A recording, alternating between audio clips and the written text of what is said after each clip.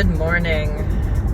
Buddy and I are on our way to the suburb where I spent all of my high school, university, and the early days with my daughter. And I'm calling it my day of goodbyes. We were up early so that Buddy could get his final haircut before we went. They could, of course, only do half his body because he still has stitches in his leg. They come out tomorrow. But in my day of goodbyes, I'm reflecting on the people that I'm going to visit who have been amazingly rock solid in my life. There are others who I can't say goodbye to, but I'm leaving for Ohio with my friend Jen, who's going to drive down with me to the family farm, and then she's going to fly home and I continue on my merry way. But some of the people that I'm seeing today have helped me build this life. Janet, who helps me with my finances. Elaine, who taught me how to build a YouTube channel, very important.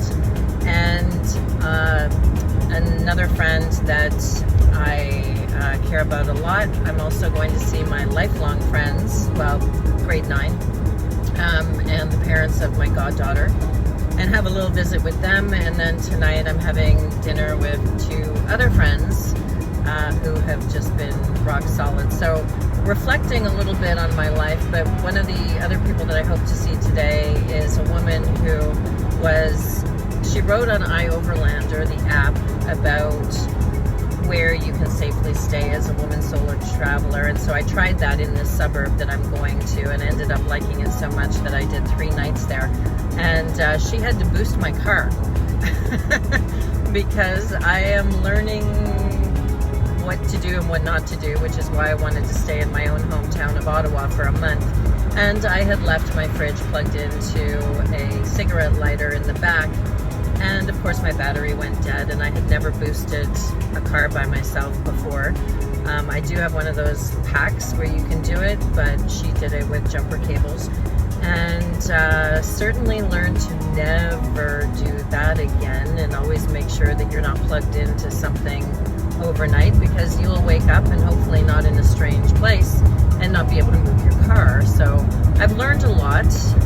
When I'm now down to 3 days of this life, and as I've said in other videos,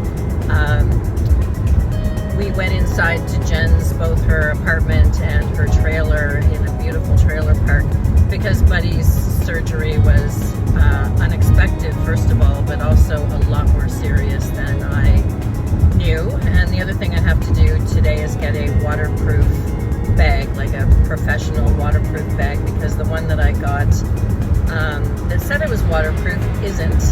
So every time it rains, because it's up top with the bolted in boxes up there, every time it rains the zipper leaks, so the tent gets wet, as does my hammock, my stove, which obviously you don't want water on metal because it'll start to rust. So I also have to find a solution to that today.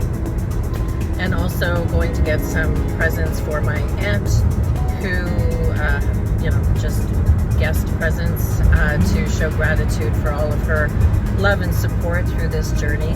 The thing I was reflecting on today is that so the dog groomer, who's amazing to me, said, "So where are you going?" And I just loved saying, "I don't know. I have 3 major spots that I'm going to hit that I know for sure. Arizona for the Rubber Tramp Rendezvous, where thousands and thousands of people go in January who live this lifestyle.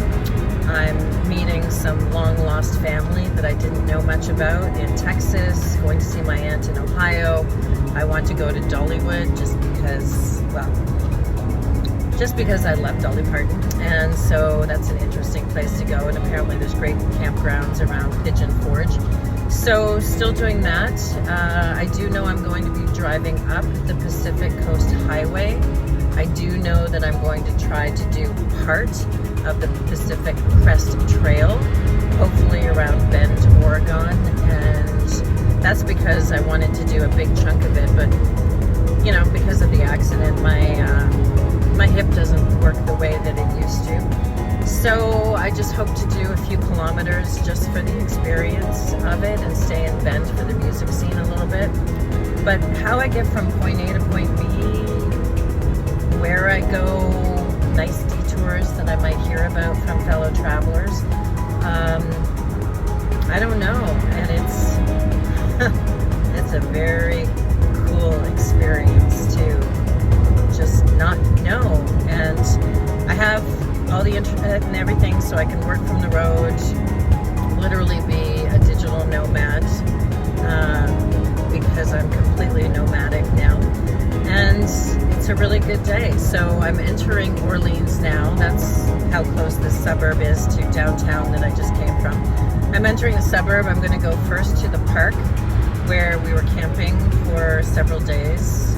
Well, camping, sleeping in my car, so that Buddy can exercise that leg now that he's trying to put some weight on it. Hopefully run into that friend who I met there who boosted my car, and thank her for all of her help and education because she's been doing it for years.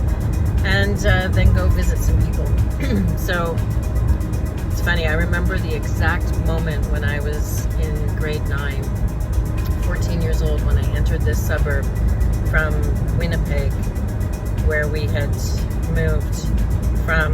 We did several moves in my youth, and Winnipeg was my least favorite, not because everybody jokes about the cold. Ottawa gets really cold too, but mostly that was an era of school bullies, and I was just not doing that well in that environment.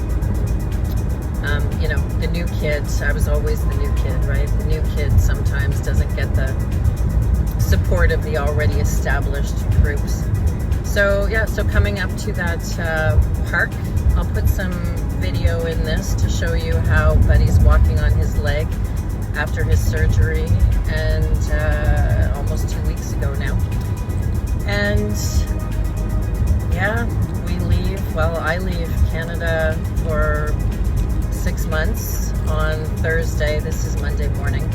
So I'm glad that some of you, and thank you to all who have subscribed and liked the YouTube channel. It really helps us raise money for the rescue organizations that Buddy supports, because he was a rescue and had some very significant injuries. And we're just carrying on our merry way. So I'm glad that you can join us for the journey. I hope you're all having a great day.